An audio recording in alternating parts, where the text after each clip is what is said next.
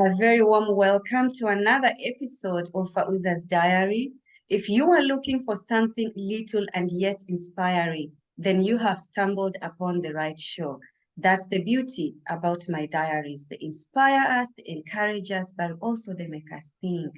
Joining me today on this conversation is a good sister and a friend, Dr. Aloysia Ogle. I hosted her last year on the same diaries, but today it's even more special because she has achieved so much since our previous conversation. And I just want to share a bit what she has been doing and achieving. But before we dive into that, Dr. Aloysia, she's the founder, that's what I'm saying, so much has happened, of Protea Professional Writing and Content Services. She's an advisor and a content creator at We Can Access, and she facilitates at TGAF Inclusion Advocate. But today, we are here because, ta-da! I'll just zoom it on the screen. She just published a children's book. Okay, before I welcome you again, Aloysia, let me just read it in all the titles so that everybody will get it. I'll start with the Zulu. So, it's the same book, but it's translated in different languages. And before we came on camera, I was practicing how to speak Zulu. Asesho le kangako. Don't say anything. And in Afrikaans, eindelijk nie, so anders nie. Vriendelijk wees met atypies gedacht. And in English, not so different after all. Be kind to atypical minds. Dr. Aloysia, thank you so much for joining me. I just love, I love you for nothing. In Kenya, we say, nakupenda bure. I love you for free. That's really translated in Kiswahili. But I love how you are a woman who is using her gifts and her talents and making sure that none goes untouched. Thank you for joining me again. And I want us to talk about your book, your kids' book. Thank you for having me again, sis. It's always great talking to you. I also love you for nothing. And thank you for maybe this say it in Afrikaans. Sounds better. Ek lief vir jou. That's how we say it in Afrikaans. What's it in Dutch? Ik hou van jou. Ek jou van jou. It sounds kind of similar. Ek hou van jou. Yeah, ek hou van jou. Yeah. Nakupenda Kiswahili. Ngiyakuthanda. That's Zulu. Ngiyakuthanda. So thank you so much for this opportunity. I'm very excited to share this book. I think the concept of it was birthed in me in the middle of a podcast previously done, and then I put quite a lot of effort into trying to deliver it in the time that I set myself, and I'm very grateful that I was able to achieve it. And not alone, there's so many people who came to help me achieve this, and I have to say thank you to them. Because when I thought about it, I had zero. I didn't have a manuscript, I didn't have an illustrator, I didn't have a translator. And so this book is actually a community project because people have come alongside me with a passion to share the same message and make a difference for children like my son, Daniel. So thank you. I love that. And I also, I honor you for actually appreciating the village the community, in Africa, you say you can't raise a child on your own. It takes an entire village, a community, which is something really beautiful. And I think maybe that's what makes us Africans really special, because it's just not only about us. It's not only about me, it's about us. And I think that's, Ubuntu, what Nelson Mandela kept emphasizing, in his time of service. But I want us, there is someone who is watching and listening to us, Dr. Aloysia. I want you to let's go back a bit, because there is a reason why you wrote this book, and the book is for kids with autism, for parents who are dealing with kids with autism. Maybe you could in a medical term, because I know you're a medical doctor, what is autism for someone who, sometimes we assume people know things, but not all the time. I had to Google. Praise God for Google. So in a very simple way that I usually explain to lay people or people who don't know what autism is, it's really just two challenges that children have because of the way their brain processes things. So the first challenge is a communication or social challenge. So the way that they speak is challenged, and also the way that they interact, and they kind of go hand in hand with each other, because if you struggle to communicate, then you struggle to create relationships and communicate with others.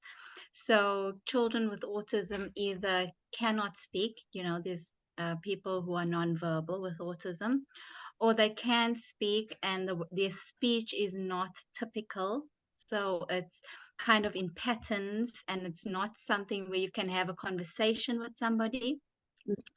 Or if they are able to have conversations, then sometimes they are inappropriate. So they can't judge what is okay to be shared and what can be spoken. And so they're always getting into trouble and being misunderstood, because on the outside, they don't look like they have anything wrong, but the issue is the way that they communicate and interact with others. So that's the first one, communication and social challenges. The other challenge is that they get stuck in these repetitive behaviors, okay? So it's described as fixed, repetitive, it's almost like cyclical. Their brain works in a way that they have to do the same thing over and over and over and over again. So it can manifest in things like behaviors where they are jumping on a spot, or shaking their head, or flapping their arms. That's a very obvious one. Excuse me. Is 1 that second. Daniel? How can I help you? Okay, when I'm done with my meeting, I'll be with you. Can you please go upstairs? If you come down again, I won't give it to you. Understood? Okay, thank you. Sorry about that. And then the other way where it's not very obvious, people will get stuck in routines. So they have to follow the same routine every single day. Otherwise, they get stressed out and they can, melt down. Or it could be a lot of people get labeled as obsessed or compulsive. But actually, it's just their brain making them do the same pattern over and over and over again. Another way that it can show, like with little kids, is that the way that they play with things. They won't use a bicycle to ride, but they'll be obsessed, or not obsessed, they'll get fixed with the cycling motion of the bicycle. Or if they get a gift, instead of playing with the gift, they play with the box that the gift came in, and then they'll want to do something with that. So these are like subtle ways of seeing it. Now, why it's such a huge challenge is not every child or every person with autism does the same behaviors. So it's a matter of looking at what they're doing and seeing, okay, is this a communication challenge that this person's having? Wow. Okay. Now, all of us have communication challenges, but does it come along with the other things? Or is this person seeming over fixated on something and on a specific activity? And then a lot of us, when we're interested in something, we can put a lot of effort into it. So, but we don't have the other things that come along with it. So these are the two categories of symptoms. And then along with that is something called sensory processing disorder, or where the ability to perceive different sensory stimuli is either heightened or lessened. And then it also again affects the way that they communicate and interact with others and how they behave in society. Mhm. So maybe for a mom who is listening to us, we're gonna go into the book, but since you have shared a bit about, autism and the behavior that comes with it, right? And the character, for a mom who is listening, how would you tell that mom or that family, um, yeah, let me put it on yourself. How did you realize that Daniel was acting the way you have shared with us?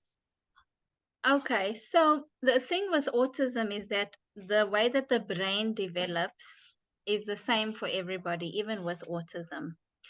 And why why you're able to pick it up is that because that phase of development hasn't been outgrown in a child who's a little bit older and when they're expected to. So Mm, for example, it's normal for a child to have communication and social challenges and want to do the same behaviors up to 2 years, even maybe a little bit later than 2 years. But if they are behaving like that into 3, 4, 5 years, then you start to get alarm bells and you say, no, my child should be doing this by now. My child should be doing that by now. So for me, when I noticed that my son was getting to a certain age and he wasn't outgrowing those phases, I realized that, okay, maybe there is a problem here. Now, it's not to say that there's no signs. I believe some people are able to pick up signs of autism from as early as 3 months. Although it's a bit extreme, and it's always useful to give it time to see, will they stay in those traits and those behaviors, or will they outgrow them. Now with autism as well, the learning is also there, right? For everybody, we all learn, we all grow. It's just at their own pace and in their own time, but they're always growing and they're always improving, but not at the rate that we expect them to. mm, So that's one sign or indication that, okay, my child might be having a learning challenge and maybe I should have it investigated. But it's often always presented when a child has to go to school, because it's at school where teachers see lots of children of the same age and they can compare and say, this child is not behaving like all the other kids. There's a problem here. We need to investigate it. So even if you miss it initially, it's usually at the time where they have to be in a group with teachers can pick up, okay, we need to do, at some stage do investigations to find out what exactly is the problem here. okay. I think that's very interesting, Dr. Aloysia, for saying that, because I remember when Jasper was about 2, he was struggling to speak.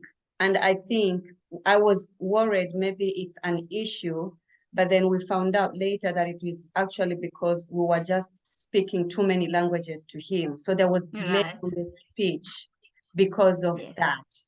Yes. So, So that is okay. So even though autism has a challenge with communication, um, there are many other reasons why a child will have communication challenges. One is that they're still differentiating different languages. If they're hearing more than one language at a specific mm, time, then they have to be able to say, okay, this is this language, this is that language, this is the other language.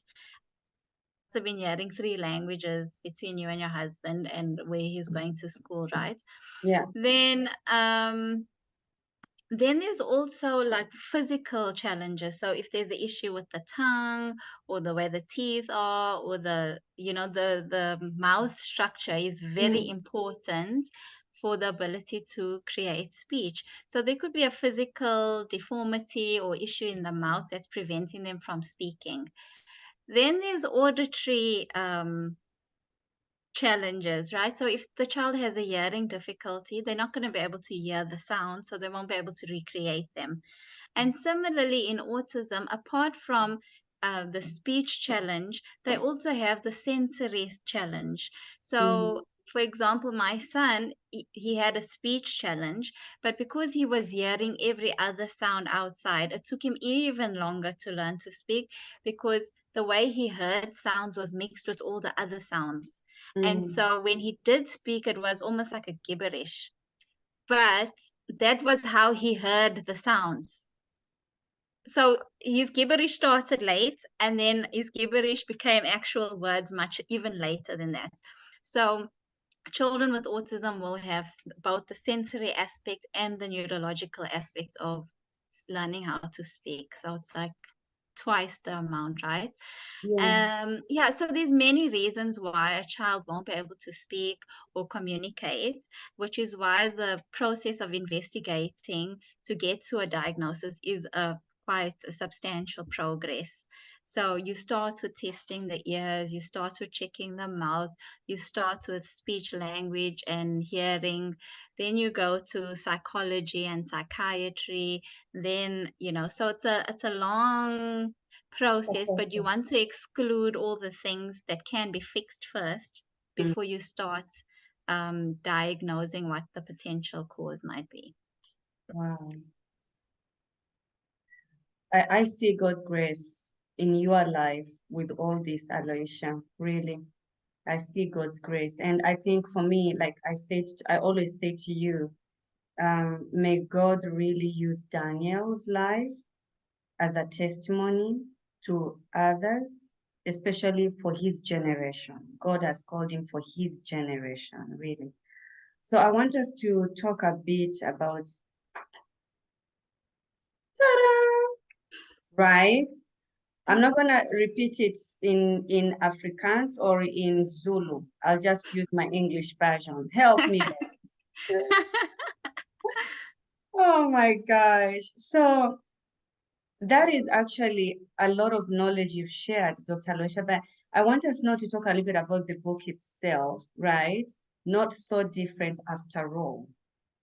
Maybe you could share with us, why did you actually decide to write the book about autism?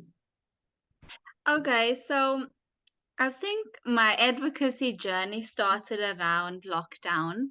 And I think for many people, if there were challenges in your household, whether it's your children, your husband, or whatever, they really got exposed during lockdown. People had to face major emotional, psychological, social challenges at that time.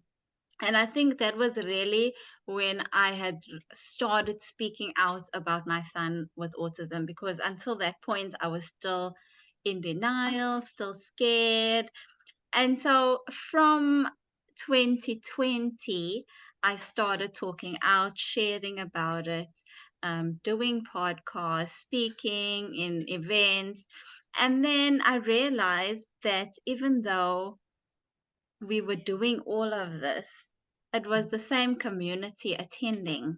So it's like at church, it's like preaching to the choir. They already know the gospel, they already know why they're there. And we want the people outside who are not insiders to get the message. And so when you say anything about autism, when there's an event about autism, it's never the people who need to hear the message. And so I was starting to get a bit disheartened because, people who are in the community already know everything about it. They already know how to treat the children with autism. They already have the skills and the tools. And so now it's more about the greater community becoming aware and learning how to deal with our kids. And so as we went on and going out and meeting people who don't know anything about autism and trying to explain and educate them, then being met with aggression and ignorance and basically rejection, because unless it affects an individual, they really don't care about something. Yeah. And Yeah. so I'm not judging, because I would have probably done the same thing until I had my own child with autism. Mm. And then I realized adults are a lot more harder to teach new skills and behavior too. And through teaching my own kids during lockdown and seeing how education happens in children, I'd already started my master's in education, inclusive education, and realizing that it's actually the young children that are impacted when you want to change a society. Mm. Because the older people have lived, they don't care to learn anything. Now they're just waiting for their time to come and it's over, you know? There's nothing Mm-hmm. more they want to learn or Yeah. develop in. Mm. So I said, okay, now I need to write a children's book. And it's not for children with autism and it's not for families with autism. It's for other people who don't know anything about autism. Mm. It's for other people to become more aware of their surroundings and the people that they interact with. And so it's for those young kids and those families who have no experience or exposure to autism to go out and say, oh, maybe this person has autism and that's why they're acting like that. Yeah. And maybe I can have a bit more sympathy or empathy for the situation. Maybe I can be a bit more patient. Maybe I can be a bit more kind. And apart from that, also recognizing that our kids with autism also have value to add to our society and our communities. And being able to appreciate how their minds work, even though it creates so many challenges for them, they also come up with amazing solutions to problems that the world faces. I mean, so many scientists, artists, um, famous people that lived on the earth who are really just admired now. People go back and study their lives and say, wait, I think this person might have had autism. So there is great value in being inclusive. And it's not, you know, as someone who's grown up in South Africa, which is very racially segregated, being mixed race and um, seeing the privilege I've had, but also the underprivilege I've had just because I'm mixed race. This book is not just about autism. It's about being able to include Inclusion. Mm. anybody, Yeah. right? Because the moment you start to see someone from their perspective and Mm. start to include them, then it's not just about someone with autism or someone with dyslexia or someone without a limb. It then becomes someone who has a different skin color to me, someone who's a different gender to me, someone who's a different religion to me. So it's more about developing the skill of inclusion for people who don't know anything about it. Wow. I almost teared. I'm just trying because I don't want my mascara to show. You know, when they start dropping. Yeah, this is very deep. And I love what you touched about inclusion, you know, but I also like what you said yourself, being a mixed race. You know, I think sometimes it's like leave alone not having any issue, just you being mixed. You're not black, you're not white. Honey, it is something, you know, and I'm living with my child, my son, he's in the same category. And sometimes people are like, you have curly hair, but your mama is black. How do you answer that? You know? Now, can you imagine you going on a journey with your son? You know, so I just keep saying, really, I see the grace of God in your family. I just opened a page here because you need to buy this book. I'm not gonna read nothing too much for you because I want you to get the book. It has really actually opened a light bulb. When I read it, it's kiddish, but it actually makes you as an adult learn something that sometimes we are ignorant. I won't repeat that, but it's the truth because sometimes we think we know everything. I won't repeat that either. Dr. Aloysia, here you said Please don't speak cruel about me. It makes me feel bad. It goes back to what you are sharing. It's either someone without a limb, autism, you know, dyslexia, whatever, all these challenges, even not having any of these physical challenges or mental challenges, even you have shared, being a woman of mixed race, you have these issues happening regardless. Being Black, sometimes there is a problem. You have to fight and make sure people understand you just because you're Black. We are living in a real world. What was in your mind when you put down that statement? So that particular statement comes from the fact that, children who are perceived not to know what's going on, especially nonverbal children or even adults with autism, people assume that because they can't speak or they don't speak well, that they don't understand. But actually, they really do.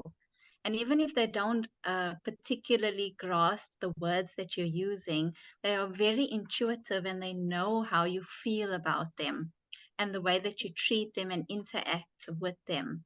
So it was more to apart from addressing the cruelty aspect, it's more to make people aware that even though someone seems different to you, it's almost like speaking another language to someone. Yeah, exactly. So I once had a British doctor speaking to me. Now, English is my first language, but because I don't look like a white British person, they felt that they needed to use sign language to communicate to me. And I don't fault them because a Wait, lot of people, a lot wait. of people who look like me might speak Arabic or might speak African language, might speak an Indian language, whatever I look like on that day. And so maybe for other people who look like me, they have to use signs and exaggerate their words and speak slowly to get the message across to them.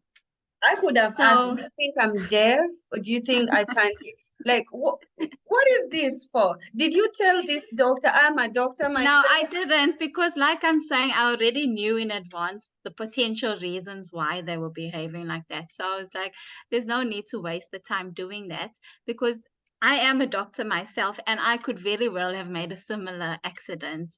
So I definitely understood where they were coming from. But the point is that someone who looks like they can't understand you actually Mm. does understand you. And even if they don't understand your words in a different language, they understand your behavior and what your intentions are in their company. Um, I met someone who spoke about their sister who has Down syndrome, and I also have a sister.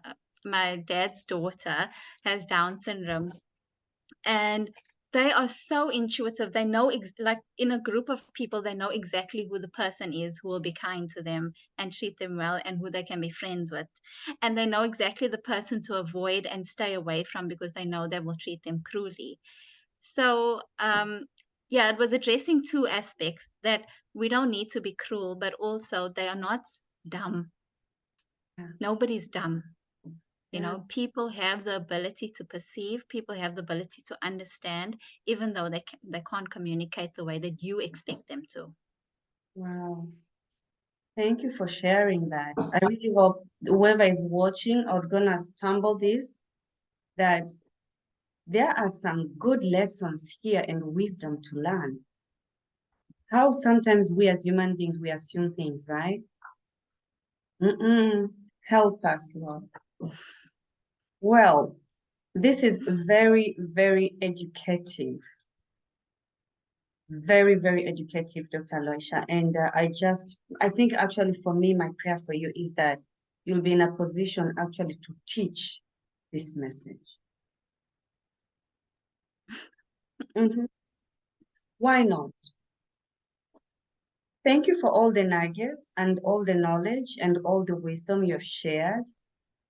But I wonder if you would give like a takeaway for a family, or yeah, for parents, a family, because this whole thing has a different dynamics, isn't it? On how we're gonna live in the house, how we're gonna do things in the house. What would you tell them for a family all parents, with a child with autism? Okay, so I think a lot has to come with your level of awareness and your level of acceptance. Okay, so once you have the diagnosis, how much do you accept that this is an issue and that it's going to impact your family? And what are the measures you are willing to take to create that inclusion in your household? Right. Um, so the manuscript was developed because at the time when I was thinking about how am I going to deliver this message, my daughter was starting to ask questions about her brother. And making comments like, my brother's acting very strange, mom. My brother's doing this weird thing, mom. And then also when he would do things to hurt her and make her cry, not physically, but like if he responded in a certain way or wasn't responding at all, ignoring her. Like even today, she was crying this morning because he was ignoring her. Um, so develop from me trying to explain to my daughter, listen, this is what your brother has. This is how he experiences the world. This is how he feels things. And this is how he's going to act because of that. Okay. And then taking each situation and each moment and using it as an opportunity to be a teaching opportunity for siblings, for yourself, for the community, instead of reacting emotionally, which I have done in the past. I have been emotional when a stranger has made a comment or said something. Take it as an opportunity to be calm and teach them, educate them. I have friends I've had for more than 5 years who don't know anything about autism. And, I could become emotional about that and say, you people know that I have a child with autism, and yet you've never once taken a moment to learn what it is and the effects it has on our family. And yet you claim to be my friends. And instead of being emotional again, I can take this book and say, guys, I'm giving this to you so that you can learn why Daniel is the way he is and how you can treat him and us as a family. Yeah. Because it is a family situation. I often have to tell my daughter that, yes, we have challenges in our household, but we are a family and that makes us a team. So when somebody is struggling with one thing, it's not them by themselves, it's all of us. And we all have to pull our weight together to help them overcome that. Because if they are thriving, then we are all thriving. And that is the message of inclusion, is that we are creating those opportunities of equity where we see someone who has been disadvantaged because of who they are, what they have, Yeah. and then we offer them the opportunity to bring them to the other people's level, everyone else's level, so that they can have equal opportunities that everybody else does. But it's not their problem only and their solution to find. It's for everybody to do it together so that we can all benefit from the opportunities, the weaknesses, and the strengths of everybody. Because I'm not perfect. I need people to come and say, listen, I think you have a challenge in this area. But yeah, I'm here to help you overcome it. And then your strengths and my strengths can grow into something better collaboratively together. And essentially, the concept of what I hope Ubuntu is. What a nice to end our conversation. Ubuntu, I am, because We are. that's it. That's it. Why do we complicate things? Thank you so much for You're welcome. yeah, it's actually it's touchy, especially I'm putting myself in Daniel's shoes, and you as a mom, and Mark as the dad, and Sophia as the sister. Yeah, may grace abound in your family, bountifully, bountifully. Where could we get the book? Okay, so for everywhere else in the world, it's available on Amazon. I am working on getting it on Amazon AE, and hopefully by April it will be on Amazon AE. But if you're in Dubai or UAE and would like to get a copy, it's available on amazon.co.uk, and they will ship it from the UK for you. Otherwise, you can contact me directly. And you can get a copy there. My website is proteaprofessional@gmail.com. My email at least, but the website is the same. You can contact me on all the handles that are on the website, We'll or display via my them. email. Mm. And there is also a free audio for each of the languages available on my website as well. So when you have the book, you can read along, you can play it for your child. Some children don't like to read and they like to listen to the story. So they can play it, you can play it for them and they can just listen to it. Even that was like really a community project in itself as well, getting people on board to narrate and create it for us, which is awesome. So yeah, so those are the options. It's available in English, Afrikaans, and Zulu because that's my home languages. Maybe Kiswahili too. Hopefully. So we've completed manuscripts for Swedish, Italian, and Hindi. So those will be ready soon. And we are working on Dutch, Arabic, Urdu, and Tagalog, and Swahili. And so hopefully all of those will be available by April for Autism Awareness Month.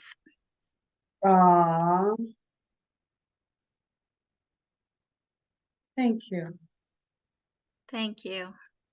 Thanks. And may this go everywhere, in every home, for every child. Yeah. For His glory. I'll see you guys soon with another conversation just like this one. Don't forget to share. Don't forget to subscribe. The link to get the book is below. Do yourself a favor. It is a good kids book. I have learned a lot myself. It's worth it. That's all what I can say. Take care and bye for now.